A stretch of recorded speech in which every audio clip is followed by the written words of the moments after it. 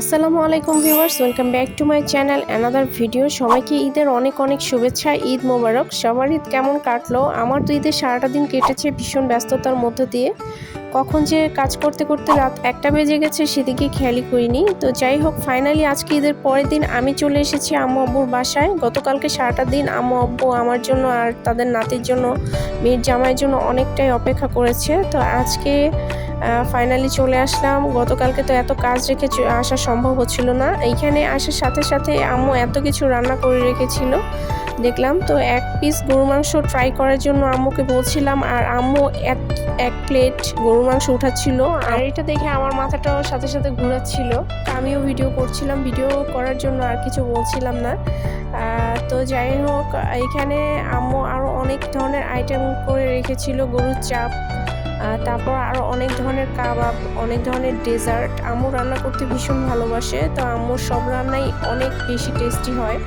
আর প্রত্যেকটা রান্নাই আম্মু এত বেশি মনোযোগ দিয়ে রান্না করে, এই জন্যই হয়তো বা এত বেশি টেস্ট হয়।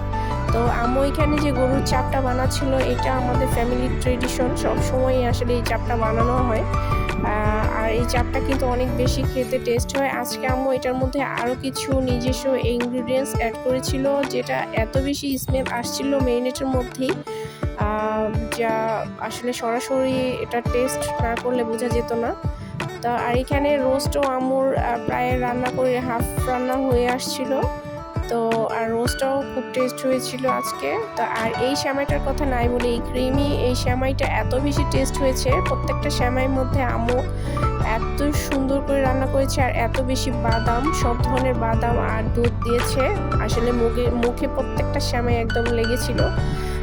টেস্ট না করতে চাইলেও আসলে টেস্ট না করে পারছিলামও না।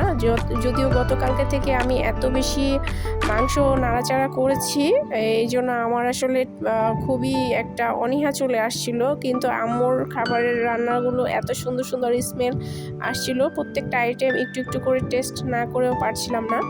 আর এখানে আমার ভাইয়ের শ্বশুরবাড়ি থেকে, এই গ্রামের থেকে এগুলো আঙ্কেল নিয়ে এসেছিল। তো যাই হোক, আম্মুর রান্নাও প্রায় শেষ পর্যায়ে, আর আগে থেকে অনেক কিছু রান্না করাও ছিল। আর এখানে যে মাংসের চাপটা, এটা এখনও আরও রান্না করছে, তো কাবাবটা হয়ে গিয়েছে প্রায়। আর ফাইনালি এখন আমরা সবাই লাঞ্চ করতে বসবো। তো ভিউয়ার্স, আপনাদের ঈদ কেমন কাটলো অবশ্যই কমেন্টস করে জানাতে ভুলবেন না। আমার চ্যানেলটি যে যেখান থেকে দেখছেন না কেন, অবশ্যই চ্যানেলটি সাবস্ক্রাইব করে পাশে থাকা বেল আইকনটি ক্লিক করতে ভুলবেন না। আজকের মতো এখানেই বিদায় নিচ্ছি, দেখা হবে পরবর্তী ভিডিওতে। আল্লাহ হাফেজ।